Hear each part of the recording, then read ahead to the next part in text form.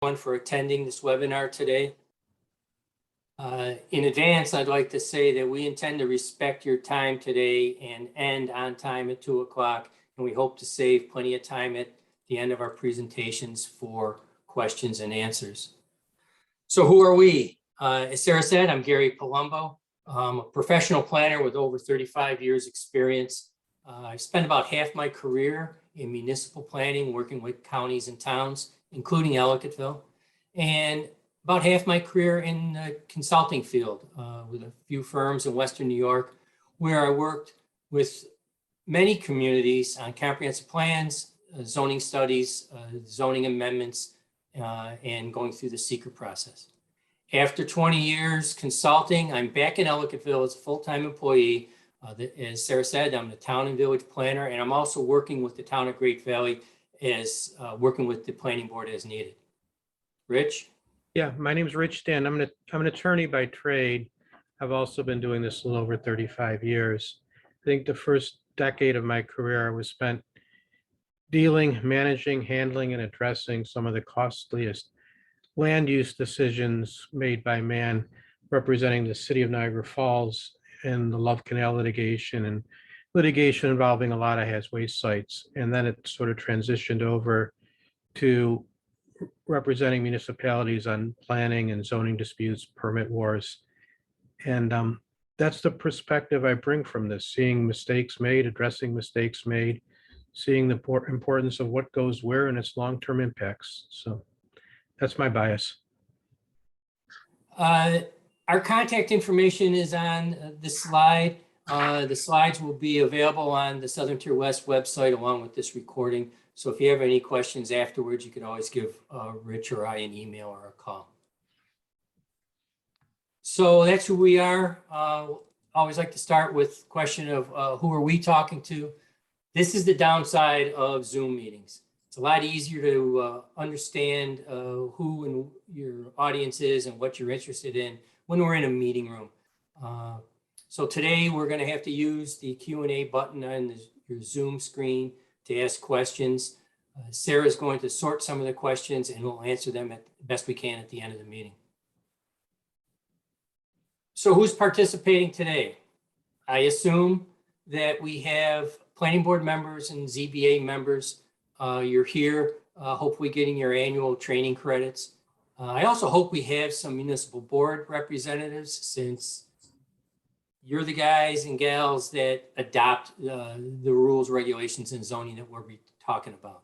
And maybe we have some planning consultants and attorneys for these municipalities. So here's some questions to think about as we get started. Does your community have concerns about short-term rentals? Do you already regulate short-term rentals through a license or through your zoning?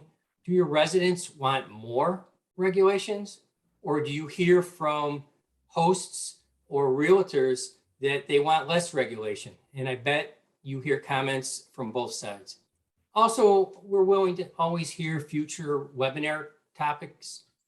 What are other hot button issues in planning and zoning in your community? I'm going to give a brief overview of our presentation. The purpose of this graphic, especially this flow chart here, is to simply say zoning does not have to be complicated. This is the city of San Francisco's process for short-term rental licensing. This is not applicable to most of the communities in our three-county region. Today, Rich and I are going to cover several topics, benefits and concerns. Just like everything else that we deal with in land use and zoning, there are benefits and concerns having short-term rentals in your neighborhoods. Do you want to regulate short-term rentals or not? It's up to each municipality to decide what's best for your town or your village. It's not up to Airbnb or real estate investors that don't live in your town to determine if you're going to regulate or not. The decision to regulate or not is local, and the degree to which you regulate is also a local decision. What about your comprehensive plan? If you decide to allow short-term rentals, is that decision supported by your comprehensive plan. And then we talk about zoning. What should you do to make your zoning facilitate short-term rentals? Rich will also discuss the authority to regulate and provide us some key principles for drafting a valid zoning law. And then Rich will focus on what I think is the hardest part about zoning enforcement. Whoops, going the wrong direction.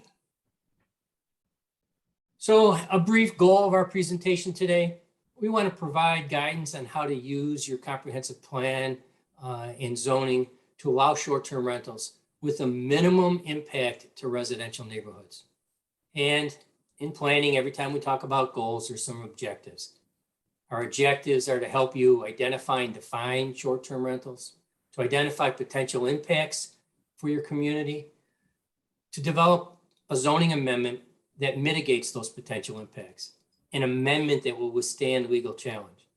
And we also want to help you develop an enforcement strategy because there will be violations for whatever short-term rental rules you come up with.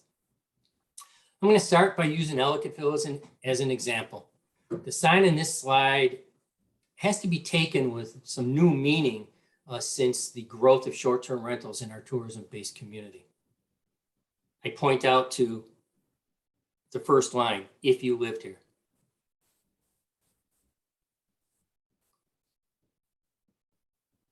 Ellicottville by the numbers. There's several issues we want to talk about. One of them is the demographics. Demographic research sometimes leads to apples and oranges. In Ellicottville, according to the 2000 census, there were 472 full-time residents and 565 total housing units. Think about that. There were more places to live than full-time people. In 2010, the census showed a decline in population down to 376 and a slight increase in the total number of housing units, 573.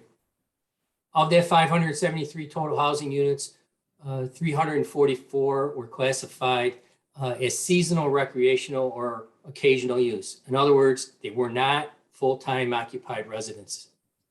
That was about 60% in 2010. 2020 census isn't completely available yet. The 2019 estimates say that there are 382 full-time residents. So it's a slight increase. That's a good thing. But we don't have any housing numbers yet from the census. So locally, village staff were able to confirm approximately 400 dwelling units, but 286 or 71% of those dwellings are seasonal. I note that this survey was not village-wide, and we don't think we captured all of the accessory apartments. But by all these various measures, we do reach the same result. There are more housing units than full-time population.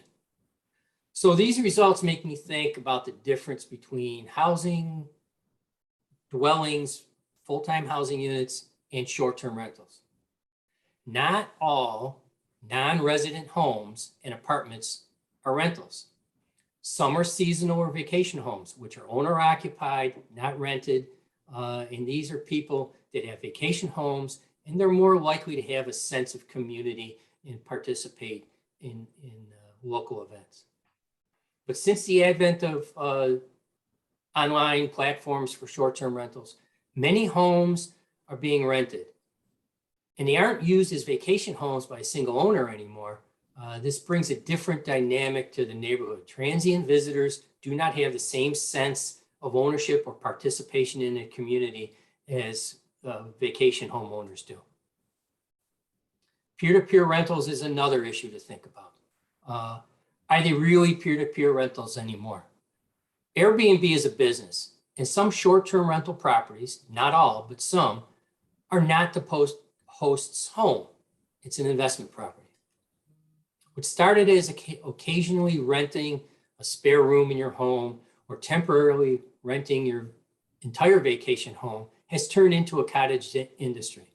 And some properties are only used for short-term rentals. No one lives there. Another issue to think about are the stakeholders. In the left part of this slide, I list 5 different types of stakeholders. There's the hosts. These are the owners. They may be residents or they may be out-of-town owners. Then there's the guests. They're the transient visitors who are only there for a night, a weekend, a week maybe.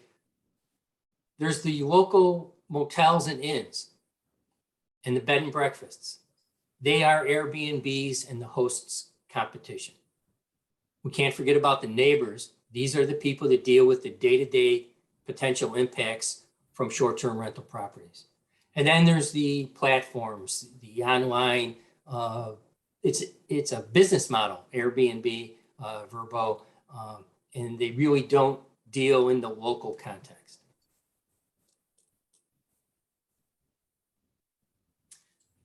So along with the issues are benefits and concerns. First, briefly talk about what is a short-term rental. It's typically classified as a rental unit for periods less than 30 days. And that follows the New York State Building Code definition for transient housing. Short-term rental can be a single room inside your home or a small attached apartment. We used to call them in-law suites and granny flats. Or some offerings are for an independent building, an accessory structure separate from the principal house as an accessory apartment or a guest house. Some short-term rentals are not located in people's homes, but in investment properties with an out-of-town owner, and they're typically managed by a third party locally. So this is a question that I've been wrestling with for quite some time. Short-term dwelling units, or is a short-term dwelling unit a residence, or are they transient lodging, more like a motel? And it depends on who owns it and how they operate it. There are benefits to having short-term rentals in your community. Excuse me. It offers an opportunity for additional income for the homeowner, provides more rooms in the whole community for more visitors and tourists. There's more revenue for the other local businesses and restaurants. And it's an ability for a homeowner to share your home and meet new and different people. There are concerns. Short-term rentals, Airbnb is no longer really always a shared living space. Sometimes it's just a rental property. Come back to the question, is it a commercial operation or does it work in a residential district? Is it a residence? There are the potential impacts to neighbors and the potential effect on the community as a whole, depending on the numbers and the location of short-term rental properties. There's the left side of our slide shows typical issues we hear about. We hear about locally. We also reading articles and going to other training. It's always the same similar concerns that we have to think about before we regulate. Noise, and noise is tied to guest behavior. What happens with the garbage? You have visitors on the weekend and garbage pickup may be during the week. Parking, overflow parking, parking on the street. Public safety, and this is both for the guests and the hosts. And then there's the aesthetics of the place, the property, or the community. And then there's the competition between an apartment's use for transient short-term rentals and the availability for long-term leases for workforce housing.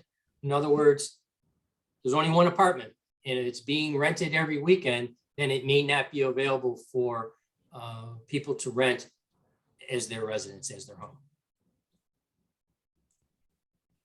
And that brings me to a slide that I know Rich wants to talk about regarding in reality of what short-term rentals are. Yeah, I think at the top, thanks, Gary. I think at the top I put down what's being sold, and really that question be what is being sold by who? What are we as a community trying to offer to ourselves? And that's where you go back to the comprehensive plan. I think from the outside, Ellicottville might look as like a tourist destination, but I think like any other healthy community, we're trying to be a place where people can live, work, and play. So the same people that can serve you in restaurants, manage the restaurants, work in the schools can also afford to live in the community, and it can also have a community where they live. When I look at this slide, there's a couple of conflicts. Maybe it's not big enough, but the first thing that might jump out at you is the $780 per night number. That's that's a Friday, Saturday, Sunday night rental price, it looks like. But even if this place was only rented on weekends, the total rent they would bring in at these rates would be about $120,000 a year. And just doing some math, we have ballpark numbers of what's livable or what's affordable in Ellicottville to our workforce, and we struggle with $1,200 to $1,500. That number comes up to $120,000 a year if you multiply it out based on weekend only rental, not renting it out any nights per week. And you can see no one can, at the $40,000-$60,000 number, they're spending more than double their income. This is not affordable housing by any means. If I drop it down to some of the more common prices we see, but also week long, a $200 per night rental at 200 nights rental per year would still be $40,000 per year. It's grossly unaffordable. And this is a phenomenon people have seen both in the big destination cities and in the the tourist areas like Lake Placid, like Ellicottville. I don't know about some of your communities, but maybe some of the Chautauqua Lakes see the same thing, where people are good enough to work inside a community, but with short-term rental, they cannot afford to live there. We work on what is accessory dwellings, but if the accessory dwellings get offered up for short-term rental in the residential sections, then we're driving out our workforce, and it's a place where people can work, people can play, but people cannot live. So we're failing. If our goal is live, work, and play, we're failing on that goal. Then there's always going to be secondary impacts. What happens to an underoccupied school? Can we afford our school if we don't have the student numbers up there and we don't get the state aid per student? If you start losing traction, you start losing. So it's one of these things we play with. We like it to some extent because of the benefits in Ellicottville. We're also very concerned about residential impacts. In this slide, there's another line in here, I think, under the narrative on the left in the center of the place on how this is being marketed or being sold by this particular person. There is tons of space for family and friends to enjoy living together inside and out. And one of the number one complaints we get are party houses or just large recreational gathering place houses in a residential fabric where people do not act or behave like they're living inside their house or their home, not their house, their home. And that's exactly one of the concerns you try to regulate, what and where. Okay, so that's my read on that slide, Gary. It's both outpricing a neighborhood and creating a nuisance. Thank you. So now addressing short-term rentals in terms of your comprehensive plan. We've gone over what short-term rentals are and some of the concerns and your issues that your community may be thinking about. So now the question is, do you want to have short-term rentals in your community? You probably already do have some, and you may not know it. Excuse me. Assuming the answer is yes, you do want to facilitate short-term rentals. We want to give you some ideas on how to incorporate short-term rentals into the comprehensive plan and zoning. Back to my Ellicottville example, in 2016, the village decided to update its existing licensing procedures and rules for short-term rentals. At that time, there had only been 7 licenses issued, and not all had been renewed. But complaints were coming in, not about those 7 with licenses, but about new properties. Mostly the complaints related to parking, garbage, and, as Rich said, noise. Noise often relates to the guest's behavior, music, fireworks, late nights. So an ad hoc committee was formed. Various members did their homework. They talked to other communities. They did a lot of research. And in the end, it was decided to regulate short-term rentals via an amendment to the zoning code. But first, and I've said this before in other trainings when we're talking about community character, a reminder that when you do significant amendments to your zoning, they should be done in conjunction with a review and update of your comprehensive plan as appropriate to support the intent of that new zoning. So real quick, a review of some of the steps to update your comp plan. Review your goals, set some new goals. Think about the stakeholders and their positions. There's economic development, economic growth for the business community and the hosts versus neighborhood impacts for short-term rentals that are in residential neighborhoods. Identify and describe existing qualities in your community that you want to protect. Is it character, general character? Is it the intensity of land use, lot coverage, or compatibility with neighboring uses? Document your assessment and findings in the comp plan and put your recommendations in the comp plan. This will all help support the zoning in the end. So now on to drafting the regulations. I don't know if everyone can read that sign, buy me a drink, Venmo at Evil Bachelorette Party 2021. And if I use the whole photo, you'd also see the name of the bride and groom on another sign. So where? Let's talk about where short-term rentals may occur in your community. Zoning is the primary mechanism that a village or a town has to regulate land use. Another method is via a standalone local law. But I believe if you want to regulate where short-term rentals will be allowed, then you're districting. And if you're districting, zoning is the appropriate mechanism. Back to my question about residential land use or transient lodging. Excuse me. If you treat short-term rentals as, if you treat short-term rentals in non-owner occupied units as transient housing, then should they be limited to non-residential districts? Or if you want short-term rentals in owner-occupied properties, then which residential districts are appropriate? Then there's the authority to permit, or the how. Who and how should approvals be issued? A permit by right from a zoning permit from the code enforcement officer, a separate license from the clerk or code enforcement officer, or a special use permit and site plan review by the planning board. In Ellicottville, we opted to treat short-term rentals as permitted use in certain districts, and they need a license from the code enforcement officer with an annual renewal. The application has a safety inspection checklist that the applicant has to go through before they get their license. Back to where, but this time, where in the code should you put your short-term regulations?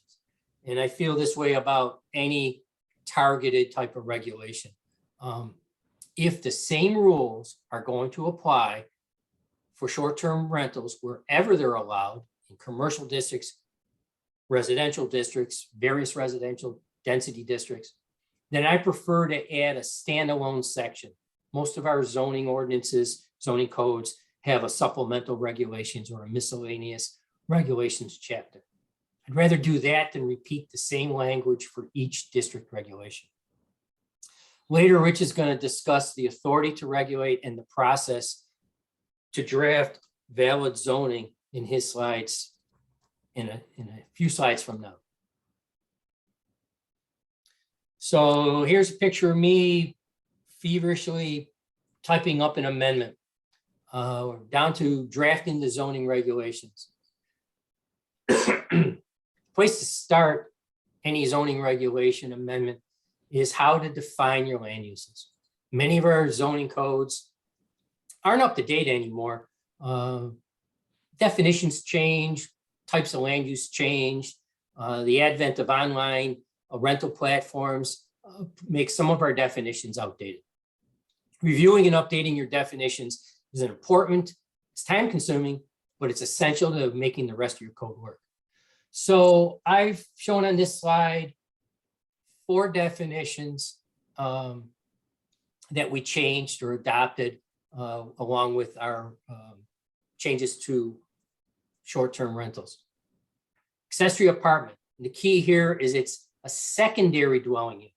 It could be established in conjunction, but it's clearly subordinate in size and subordinate in use to the principal dwelling unit. So you could be within a house, or you could be a detached, you could have an accessory apartment in a detached accessory structure, such as a garage.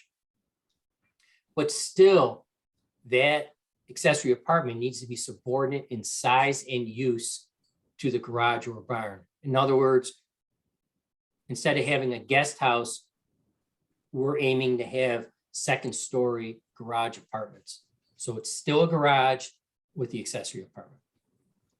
Bed and breakfasts typically are defined as owner-occupied, single-family detached dwellings. There's the reason why they normally say 2 to 5 rooms is because other rules kick in from the county and state that you can only have up to, it's either 9 or 10 guests. And breakfast is usually provided at a bed and breakfast. In Ellicottville, we treat bed and breakfast as a special use permit. Then there's short-term rentals, and we have a pretty simple definition.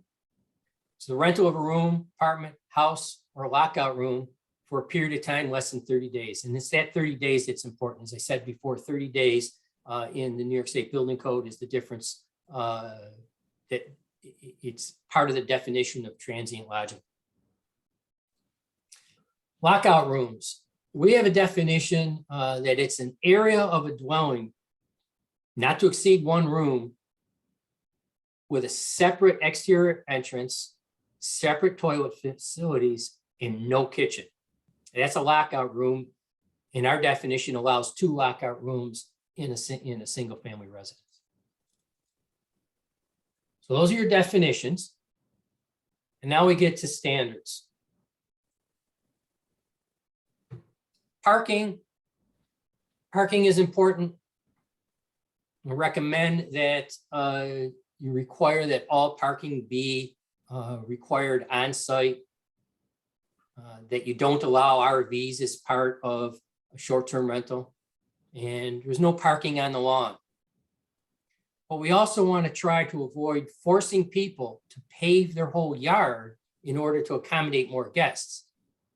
Remember, the setbacks and open space and lot coverages still apply. Those standards for each district still apply.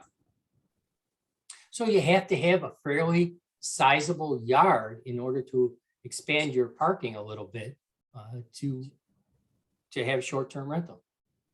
If you allow short-term rentals in accessory buildings, barns or garages, you may want to enhance the side and rear setbacks for those structures.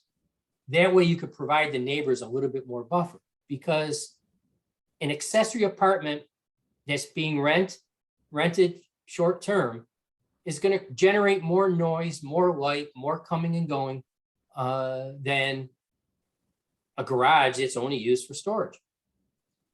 Excuse me. Then there's garbage.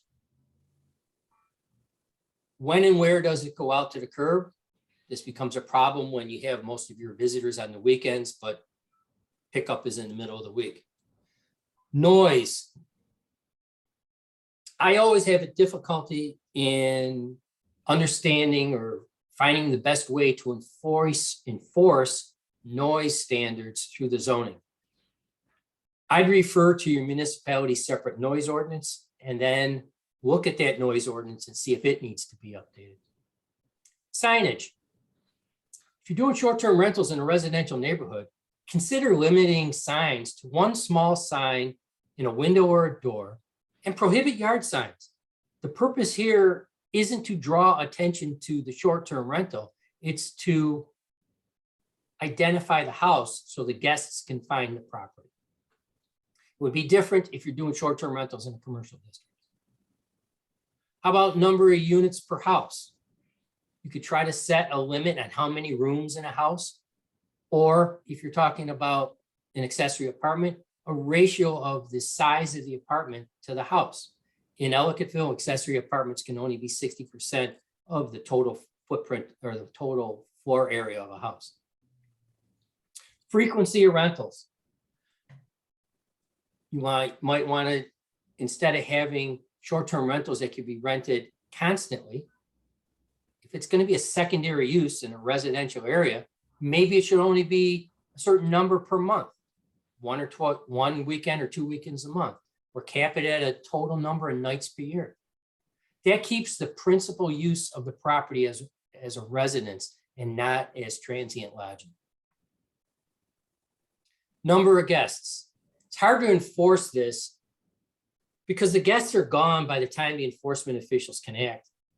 And the owner, who would be the person that is involved in enforcement activities, may not know how many people show up for that bachelor party that he thought he was renting it only to a couple of people. Are licenses transferable to future owners? Our short-term license in Ellicottville is not transferable. So when the property is sold, a new owner has to come in. Posted point of contact. You should require that a local manager be identified as part of the application and that the sign be posted inside the unit so the guests know who to call in case of emergency. And then finally, what I think is the big question, at least in our resort community or any resort community where so many owners are not full-time residents. Do you want to require that short-term rentals are only allowed in owner-occupied residences? That's a tough one, but once you decide it, then you can draft your zoning to implement that. With that, I'll move on to Rich's slides. Rich?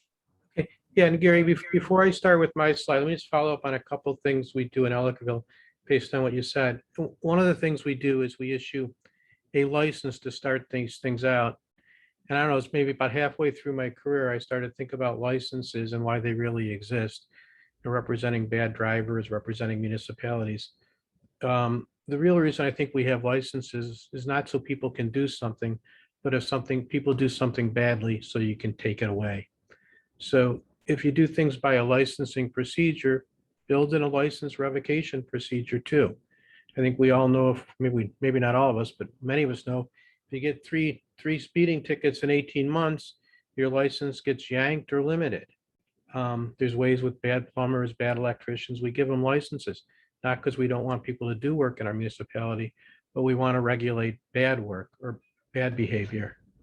So, I mean, licenses are kind of neat, and they probably, at least in my opinion, are probably the right tool because it gives somebody an opportunity, but also an opportunity to be accountable. And secondly, I think the other, just follow-up comment, noise regulations. I think we redid ours about a year ago, and we tried to do the more precise one. I use when I'm doing noise cases, which is the decibel readings, and after you get used to using a sound meter, which you can get on your phone, it's pretty easy actually. But I keep a decibel meter on my phone, having done enough of these things. But if not, we do one if an officer can hear it from 100 feet away. New York State DEC has great guidance on noise pressures and how to regulate noise. So it's the DEC guidance doc on noise, which you can find on DEC's webpage. But noise you can do two ways. You can do it objectively with decibels. You always got to identify the source of what the noise, so it's not background noise. Or you can do, if I can hear this party across the street, it's too loud, the next door neighbor shouldn't be hearing it in his house in a residential zone. So that on that, I think when I move to my slides, one of the things I always get into is, where does the power come from? We can't do things we don't have the power for. We can't do things if the state preempts us. This is not an area of preemption. Land use is one of the most fundamental determinations a municipality makes, one of our biggest controls. And it's not just districting we have, but land use. We get determined what goes on as far as how property is used. And it comes from 3 different areas for municipalities. It's specific, and you should always start their village law, town law, and general city law, which is on the next slide. Oops, I'm sorry. That's okay, you'll get there. All right. There you go. So, I mean, there's slight differences, there's commonality and slight differences between these. Perhaps village law is the most regulated by how we do things, or the most limited by how we do things. We all have this general goal: we can protect health, safety, morals, and general welfare of the community. And these short-term rental regulations and residentials might go to health, the ability to sleep in your own house. I've had property where noises come into my sleeping quarters to the point where I'm getting woken up in the middle of the night. And I think physicians would say uninterrupted sleep is necessary to heal. Also general welfare of the community, it would also fall into. We're limited in village law because if we're going to amend our zoning, we have to do it by local law, which is a more stringent process than the one we'll discuss down below. And again, we can regulate the use of buildings. We have that right per se. So that's our village law. That's the site on it where we get it from. Town law, again, has the same general purpose as village law, but it lets you off a little bit with regards to the stringentness of how you pass the law. Again, it's got to be pursuant to a comprehensive plan, or at least consistent with your comprehensive plan. That's also a seeker test. So you might not have a specific thing inside your comprehensive plan that says regulate short-term rentals and limit it to commercial, perhaps agricultural, and or industrial districts, maybe certain types of high-density residential communally owned places. But you can do it by local law or ordinance. And then general city law actually looks like it's the most modern in the sense that it anticipates where most of the challenges to law adoption come from. It adds in that phrase, general laws of the state. When I see that, and you guys already know this, it's seeker and general municipal law 239M, always keep your eyes on. Seeker gets triggered if it has a potential significant adverse impact on the environment. That might not be as automatic as the commissioner regs seem to imply, but it's always safer to follow the commissioner's regs at 6 NYCR 22. That sequence. Oh, sorry. That's okay. And it also adds in another phrase, density of population. Short-term rentals also do impact density of population. And it specifically says you get to regulate density of population in addition to the other language which seems to follow from village law to town law to city law. See, it clearly, in my opinion, this is just my opinion. I can be wrong like anybody else, but this is what I've seen in my reading of these codes in this area of law for 35 years. You got the right to regulate short-term rental. You got the right to regulate short-term rental for a couple reasons in residential districts. A, it looks like it's per se to me, but B, I don't think it falls within, quote, residential under the historic test of that term, which we'll get to. Okay, next slide's good, Gary. Okay. When you're getting challenged, there's two things. There's always the substantive challenge to what you're doing as a government, and there's the procedural challenge. So you got to, have a rational basis for what you're doing. That's the substantive challenge. And then there's the procedural basis, which, attorneys like to try to pick apart because sometimes it's our low fruit. So I tried to, this is the most stringent approach, and it's not a bad approach for what municipalities do by local law. It starts out, if you got to do a local law, you got to do notice, you got to do public notice of a hearing. It's not the way you do a notice of the meeting, which you just got to alert the media. Here, you got to pay the media.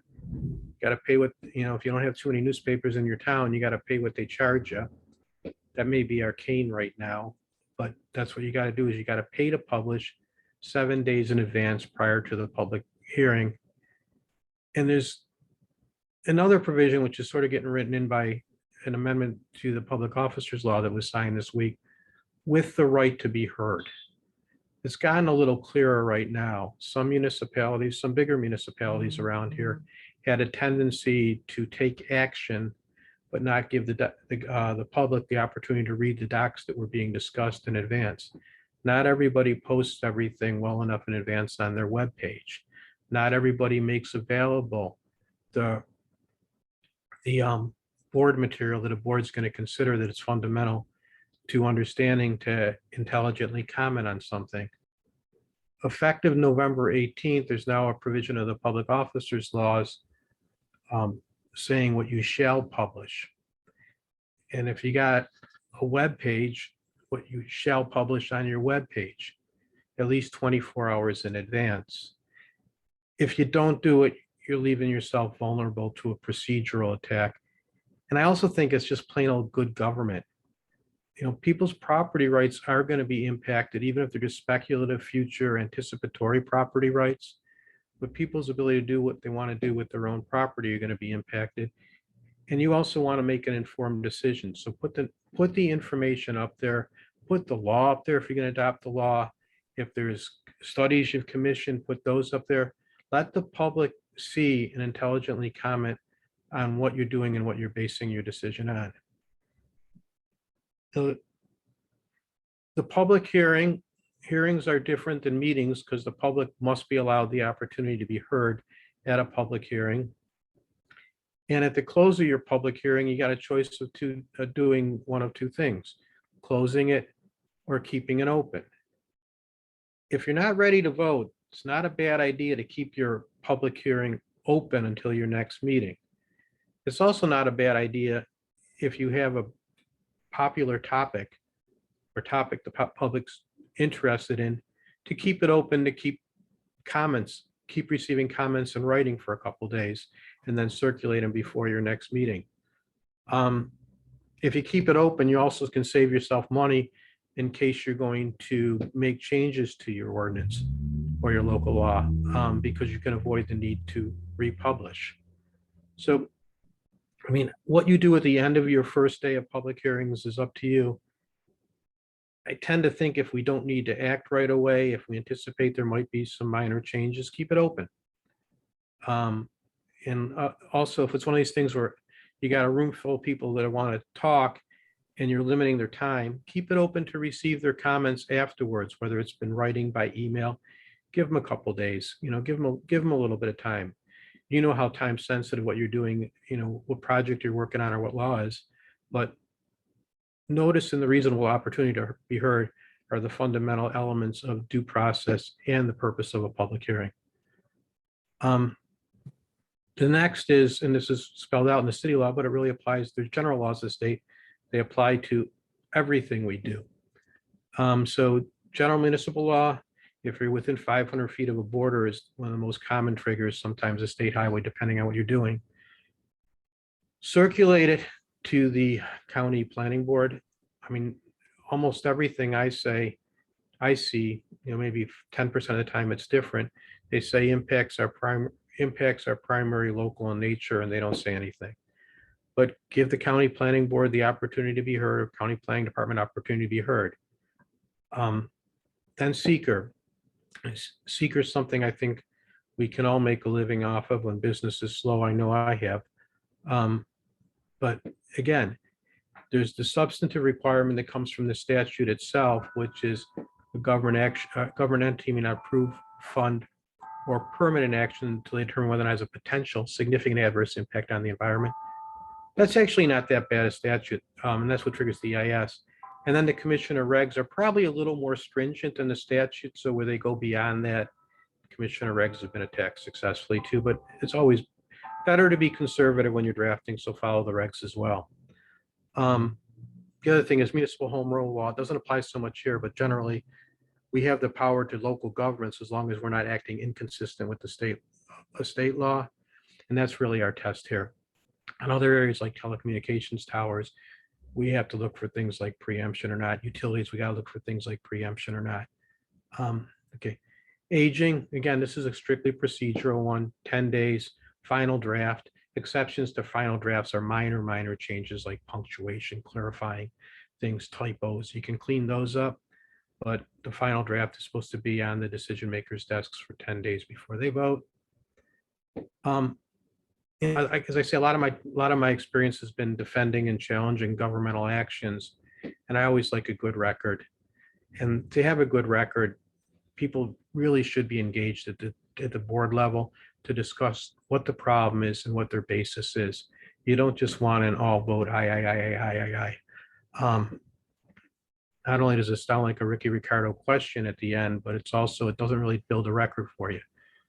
What your basis for your decision, if you're trying to protect community character, if you want families to be able to live, if you want people to be able to live, work, and play in there, if you got a housing crisis with regard to affordability for workforce, if you got noise problems, put the reasons why you're doing things inside the record and how this law is attempted to do that.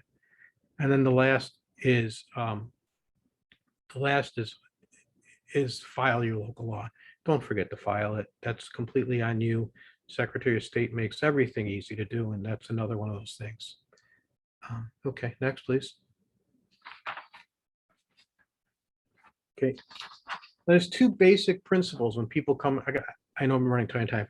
When they come to challenge a law, if you've done your job right, you're not opening yourself up to a procedural challenge, you get some pretty good protection as far as not being arbitrary and capricious, which is a pretty low standard for the defendant.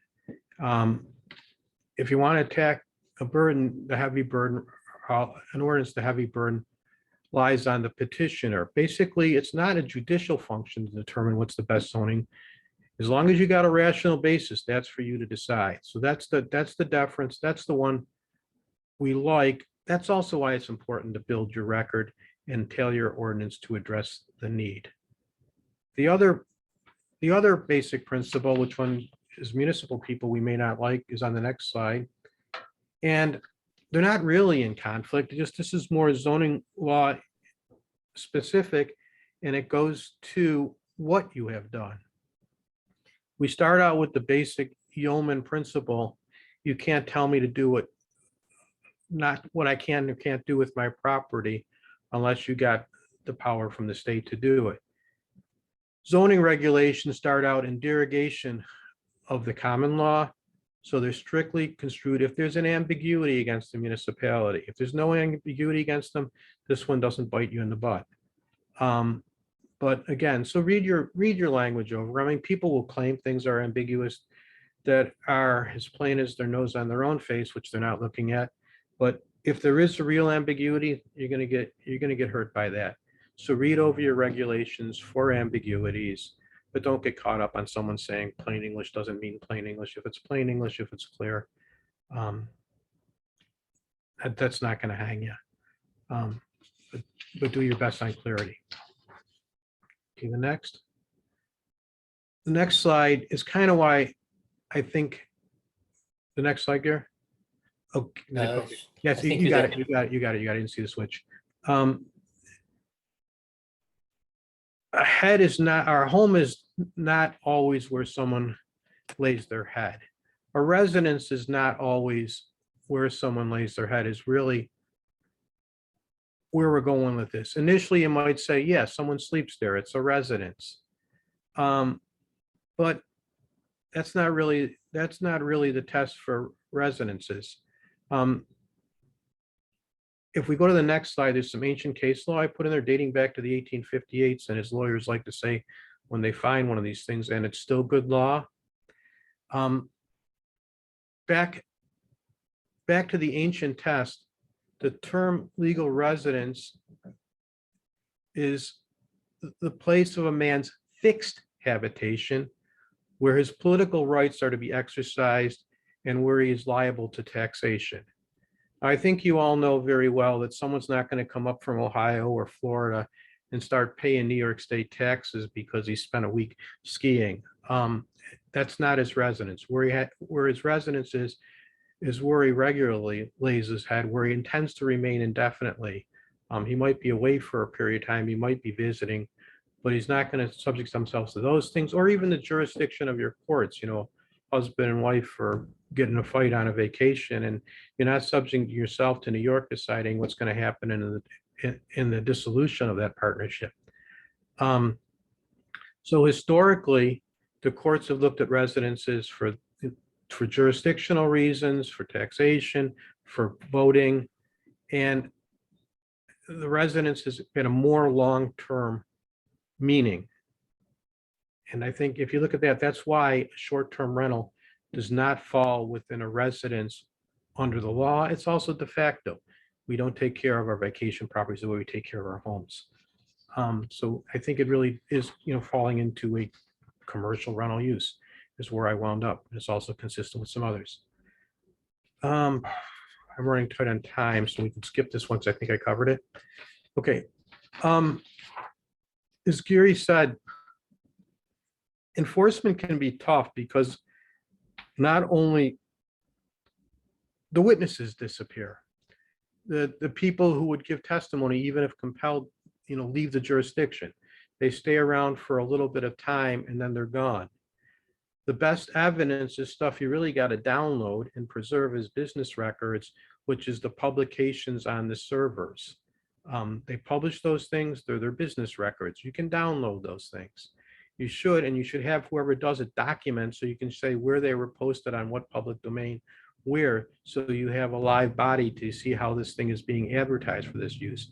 You have the neighbors' complaints, so you might need the neighbors to come in and actually testify if you have a trial on these things. You have your code enforcement officers who can document actual property conditions and what they have seen or heard. So you need to really rely on how you're going to prove your case when somebody says, no, it's not a short-term rental. You got to preserve your evidence every step of the way.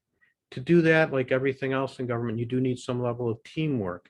And the basic team members are lawyers, law enforcement, planning, and the code enforcement officers all working together. I think that's what we're trying to do in Ellicottville.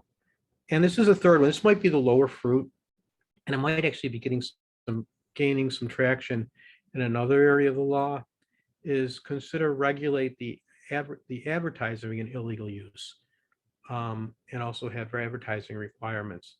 Platforms that advertise illegal use, at least in right now, there's a case that got mistried twice in Arizona, I think, or at least once in Arizona, which is I'm trying to remember the name of it. Backpage was advertising in illegal use was the issue before the court. I think that is an area of vulnerability. Plus, it's an area where it's easier to preserve evidence because there's actually a publication of the unlawful use on a corporate defendant's webpage. Okay, next, please. Okay, I mean, these are my conclusions from my perspective, from my bias, which I sure do have enough of them. There's no doubt in my mind that short-term rentals can be regulated as a use distinguished from residential. And you also should put area restrictions on your short-term rentals to avoid some of the nuisance factors popping up. Two supports that, we can skip that. This is a biggie. So there's always the ambiguity question. And I know we saw it previously with telecommunications towers, and we're seeing it now with solar fields. Don't get caught up on having a judge determine whether or not a short-term rental is residential or not. You define what a short-term rental is and what it is. Someone could argue a cell tower is residential and belongs on anywhere a utility is allowed.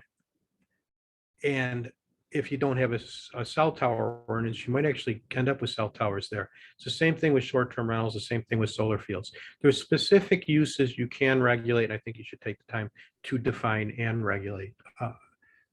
Again, always be aware of the need to follow the process. Not only makes the bills stronger, but it also makes your adoption of your local law much stronger. General laws of the state, we've gone through the 239M and seeker. Make a defendable record, put your rational basis in the record, file your law. When you go to enforcement, preserve your evidence, including the business records. And this is really a question I have, which is really, I'm kind of speculating. Maybe we should all be watching the Backpage litigation. But I think Airbnb, if they want to continue to advertise unlawful uses in communities as a publicly traded company, may be opening themselves up to liabilities. And I think that might be one of the best enforcement tools. But I know New York City's been struggling with Airbnb compliance. Some cities have gotten some compliance, San Francisco in particular. But I think that's Airbnb compliance, but it's only one of the platforms is growing. I had some topics I'd cover in Q&A, but why don't we take other people's Q&As first? Oh, and this is Yeah. our pictures of, these are our pictures of community enjoyment. I don't think we could do this living next to a noise nuisance. I don't know about my picture. He might be a noise nuisance. Um, I got mine quiet. We have 4 questions, but I'm going to do the last I'm going to read the last question first, Rich. They're all aimed at you, Okay. to you. And I think this brings up one of the questions you and I were talking about earlier regarding either pre-existing or non-conforming short-term rentals. Yeah, Rich. let me take Ted's questions first. I have them up in front of me. Oh, you got him? Go ahead. Yeah, I just popped them up. And this is another community similar to ours. I think the question is, in an R1 zoning district, does a non-owner occupied house intended for short-term rental require a use variance? It's really definitional dependent.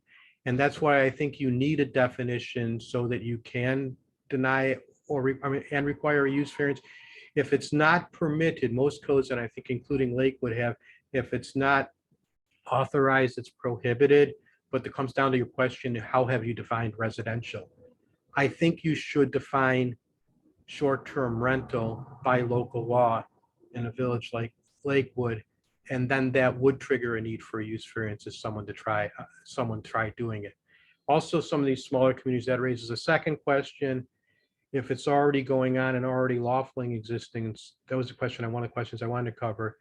You may have to give reasonable time to grandfather it out. We could talk about that later. If it doesn't already exist, then you don't really have the takings question where you got to give time to grandfather it out. Rich, can I add something? Yeah, sure. Regarding the question about requiring a use variance. I come from the school of thought that if someone wants to do something, the zoning board of appeals isn't there just to make it work. And a use variance has a very high standard, a very high bar to meet.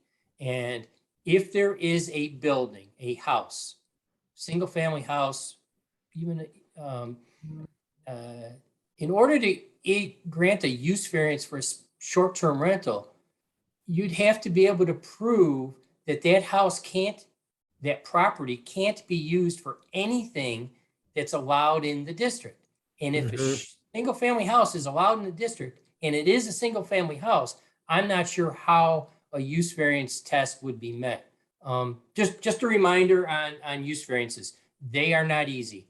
It's not like an area variance where we're talking about a few feet for a driveway or a deck.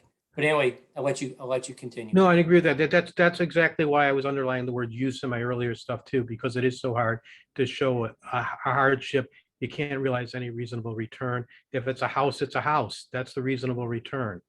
And then secondly, you can get the deeds yourself. There's a question, can we get the deeds to see if there's any prohibitive activity? We actually, if you get into court, but the problem is it's too goddamn slow to meet your speedy trials things, you can get discovery on a civil suit. If you're doing it as an enforcement of a zoning law violation, you're not going to have the time. So you might want to consider a nuisance action. The other thing is you can get the deed as a right with very inexpensive software. Your county clerks might even give it to the municipalities for free, and you can just download the deeds directly to your computer. And you can see in there if it references an earlier restriction and keep chasing it back. Can you deny the applicant a license? Yeah, if it's going to have an adverse impact on the environment, you can go through the seeker test. He may challenge you as being arbitrary and capricious. So you better have a rational basis. I think the other possibility, if it's an area where you've allowed something, then it's really behavioral, and that becomes the license issue. Reason we issue licenses is to revoke them.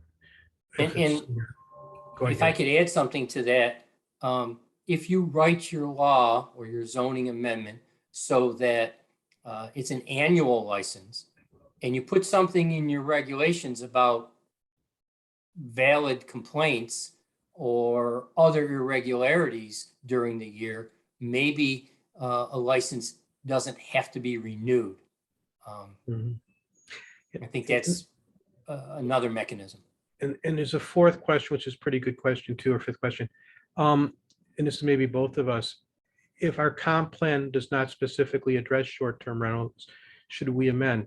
I mean, the answer is eventually, but I think when I looked at your comp plan, or when I've looked at comp plans, there's usually things about quality of life, affordable housing stock. There's usually stray language which will support the short-term rental, but you're gonna have to dig into your language to see if you can support it, to show that your local law is consistent with your comprehensive plan, because that's really the test. I think in the end, Gary's gonna tell me, but yeah, of course, we should amend the comp plan to refine it to what we are now. Or at least check the comp plan to see if it supports the intent of the zoning you want to adopt. And reference that, as Rich said, when the town board or village board is getting ready to adopt, either during the public hearing or after the public hearing, and you're listing your reasons why, you want to say, hey, we looked at the comprehensive plan and it says that we want to protect the character of the neighborhoods for single-family residential going into the future. And that may be a rationale to say, you know, our comp plan supports this amendment. Okay. We've run out of time. We have a couple more questions. I don't know if there's any more of the questions that you see on your screen that you want to answer, Rich, but I do want to let everyone know that we appreciate your attendance today. Yeah, and I think with regard to the Nancy Whitmark, she asked, this is the one sentence question. Any experiencing with limiting number of short-term rental as a percent of residential homes? I've seen it references being done, but I think practically it wouldn't be that easy and it might not accomplish all your needs. Percentage of use of a residential homes, in other words, X number of days per year, is exactly what San Francisco does. Okay. I guess with that, if anyone wants to reach out to Rich or I, our phone numbers and emails are available on the slide deck, and I believe Sarah's going to be posting that in the near future. Okay, thank you, everybody, and we appreciate what you do. Thanks. Sarah, anything else?